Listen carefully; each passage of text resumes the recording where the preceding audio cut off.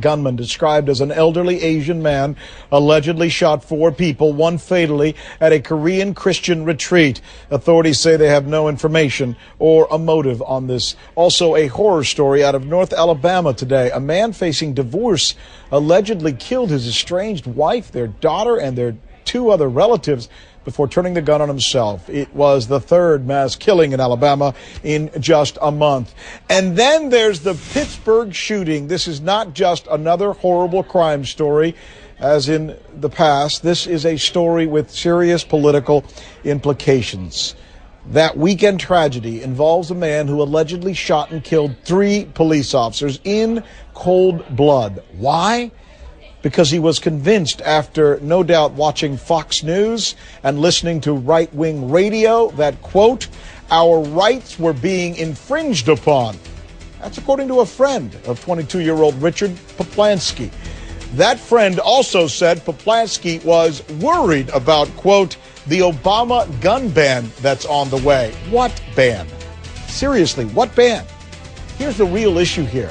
Poplansky may not be alone in this crazy, they're coming to get us mindset. There is evidence of a gun buying panic. According to the FBI, there have been 1.2 million more requests for background checks of potential gun buyers from November to February than there were in the same 4 months last year. Again, that's an increase of 1.2 million requests for guns. Who is stirring the pot? Who is making people apoplectic?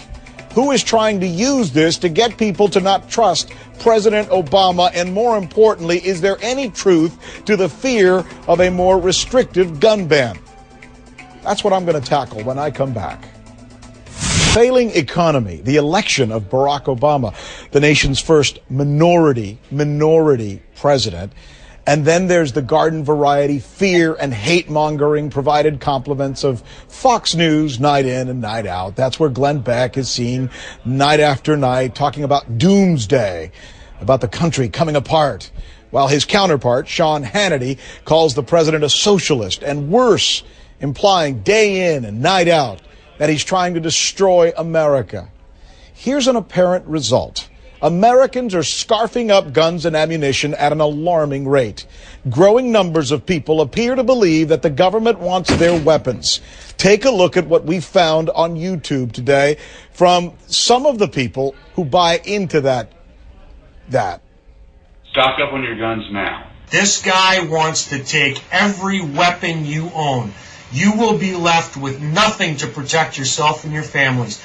Obama means enslavement. Look for heavy taxes on firearms. Look for huge taxes on ammunition. Registration is the first step to confiscation. Stock up on ammo now.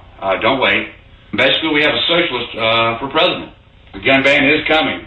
Don't let anybody fool you. According to the FBI, there have been 1.2 million more requests for background checks of potential gun buyers from November to February than there were in the same 4 months last year. What happened from November to February? Again, that's $1.2 million. What's going on here? Joining me now from Seattle, Washington, Alan Gottlieb. He's the founder of gun rights group, the Second Amendment Foundation. And from New York, Eric Boehlert. He's a senior fellow at media watchdog group, Media Matters for America. Thanks to both of you gentlemen for being with us. Alan, what makes you believe that President Obama is coming for your guns? Well, first of all, you have to look at his record. Back from when it started, when he was a state senator in Illinois, where he supported banning handguns, all the way through his campaign when he talked about how gun owners cling to their guns in a derogatory way. So that's all you got is the record, the past? I mean, that's where you're going to start your argument in that? Well, that's where I'm going to start my argument, because obviously historical records mean something. Also, as a U.S. senator, he supported every gun control measure that was before him. And in addition to that, you've got Eric Holder's Attorney General, who just the other day said they're not going to let the Second Amendment stand in the way of any gun control that they want to put forth. Well, hold on. I'm going to read to you now the message from the Attorney General. This is Eric Holder's confirmation hearing. His confirmation hearing. I'm taking you back to January. About yesterday. I'm talking back to January 15th, and I want you to hear this first. You ready? Here's what he told Senator Tom Colburn.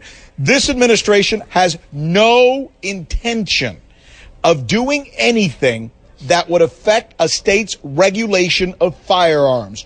Who can carry a firearm? There is nothing that we have discussed, nothing that is in planning, nothing that I can imagine that we're going to be doing in that regard. Those are the man's words. Okay, but if you notice, he referenced state regulation. He didn't say federal laws. He didn't say new federal laws.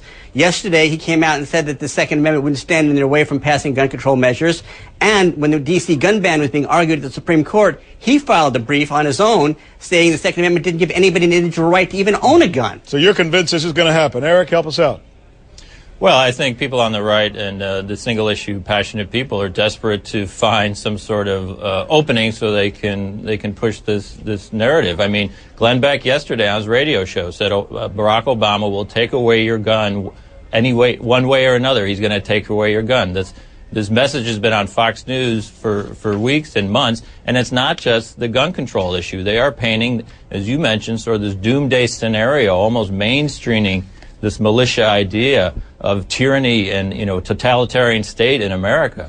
Alan, what do you think of that? Incredibly irresponsible to be doing. Alan, what do you think of that? Because, just about any independent person who looks at some of this coverage that we've been seeing, not just on Fox News, but on other places as well, it seems alarmist. It almost seems like, let me leave it at that. I think the alarming thing is not that there's a doomsday scenario, but there's no doubt that nobody can argue that the government isn't growing at alarming rates, at record levels of spending, record levels of control. It grew during the Bush administration. Where were your concerns then? I had concerns then too, but they're not growing at the alarming rate that they are right now. Government regulations, controls, everything on individuals in this country is significantly going in the direction of more and more government. Nobody can deny that. And of course, that goes right at the argument of more and more gun control as well when government wants to regulate people.